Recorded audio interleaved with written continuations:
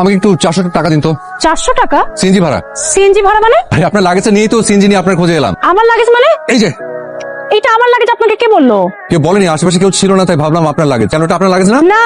ভাড়াটা দেন। দাঁড়ান, আচ্ছা ঠিক আছে, আপনি এটা রেখে আমাকে 400 টাকা দেন, আমি পরে টাকা দিয়ে এটা নিয়ে যাবো। আপনার সিএনজি ভাড়া আমি কেন দিব বলেন তো? তা ঠিক, আপনি আমার ভুলের মাসুল কেন দিবেন? আচ্ছা আমাকে 400 টাকা লোন দেন। আপনাকে আমি চিনি না, জানি না, 400 টাকা লোন কেন দিব বলেন তো? আপনার কাছে থাকলে দেবেন, না থাকলে নাই। আমার থাকলেই বা আপনাকে কেন দিব? বাবা বলতো যে যখন পারবি না তখন সহযোগিতা নিবি, হাল ছাড়বি না, হেরে যাবি না, আর যখন পারবি তখন সাধ্য মতো সহযোগিতা করবি। আচ্ছা ভাই, আমার কাছে এই মুহূর্তে কোনো টাকা নাই, আমি আপনাকে এই ঘড়িটা দিচ্ছি, মানে জমা রাখতেছি। আমি আপনাকে টাকা দিয়ে আপনার 400 টাকা দিব, দিয়ে এই ঘড়িটা আমি নিয়ে যাবো। এই যে শুনেন, আপনার নাম্বারটা আমাকে দেন, আমি আপনাকে টাকা পাঠিয়ে দিচ্ছি, ক্যাশ করে নেবেন। আমার কাছে কোনো ফোন নাই। আপনার নাম্বার কত ভাই? 017। ঠিক আছে ভাই, আপনি যেতে পারেন। এই লাগেজটা নিয়ে এখন কি করবো বলেন তো? আপনি লাগেজটা নিয়ে কি করবেন সেটা আমার দেখার বিষয় না। আসসালামু আলাইকুম। ওয়ালাইকুম আসসালাম। তোমাকে চিনতে পারছি? মানে অন্য একজনের উপকার করতে সে নিজেই বিপদের মধ্যে পড়ে গেছে, এটা কেউ বিশ্বাসও করছে না। কিসের কি কর? সকাল থেকে শুধু পানি, কোনো নাস্তা করিনি, পকেটে নট সিঙ্গেল টাকা। খাবার ব্যবস্থা করতো। গেটের ভেতর বসেন। এটা থাক, আপনি কি শুরু করলেন? একটু পরে চলে যাবো। একটু পরে মানে কতক্ষণ পরে? আচ্ছা আপনাকে একটা কথা জিজ্ঞেস করবো? একটা কথা যেন শেষ কথা হয়, এরপর আমি আর কোনো কথা শুনবো না। এই লাগেজের ভেতরে একটা মেয়ের বিয়ের জন্য যা যা দরকার, মানে শাড়ি, গয়না, কিছু টাকা, এটা দেখে মনে হলো আপনার মতো ধনী কারো হবে। দেখি, ভেতর আসুন। আচ্ছা, আপনি তো এখান থেকে টাকা নিয়ে সিএনজি ভাড়া দিতে। কি যে বলেন, আমি অন্যের টাকা না বলে কেন নেবো? জিনিসগুলো কারো বিয়ের, এই যে হচ্ছে সে বিয়ে বাড়িতে। একটা কাজ করা যায়, কি?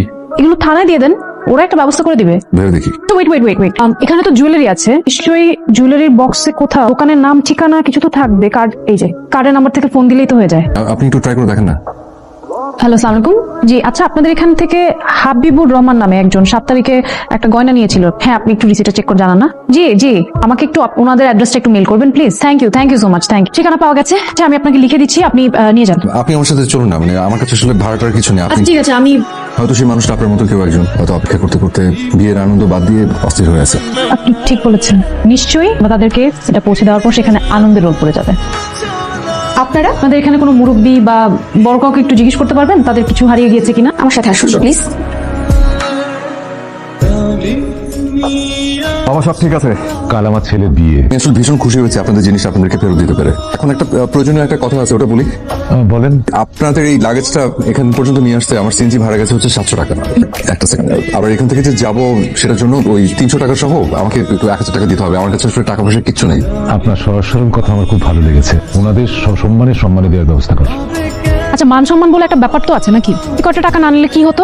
আপনার কোনো সমস্যা হতো না, কিন্তু আমার অনেক সমস্যা হতো। ওরা কি ভাবলো বলেন তো? একজনের উপকার করতে গিয়ে উল্টো উপকারের উপর ভাগ বসিয়ে আসলাম, যেখানে ওদের স্মৃতিতে মহৎ দৃষ্টান্ত হয়ে থাকতে পারতাম। মহৎ হচ্ছে দায়িত্ববান হওয়াটা জরুরি।